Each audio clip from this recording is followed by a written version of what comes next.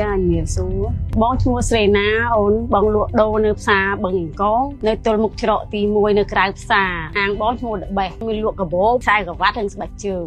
ហាងបងបើកចាប់ពីម៉ោង8ព្រឹកដល់ម៉ោង8យប់មានលក់កាបូបខ្សែក្រវ៉ាត់ស្បែកជើងអូនប្រវ៉ាន់ដែលពេញនិយមទូទៅអូនដូចជាមានកាបូបនិងខ្សែក្រវ៉ាត់តែគាត់ប្រើយទូទៅប្រចាំថ្ងៃបើបានតែគេយកមកដាក់ឲ្យច្រើនត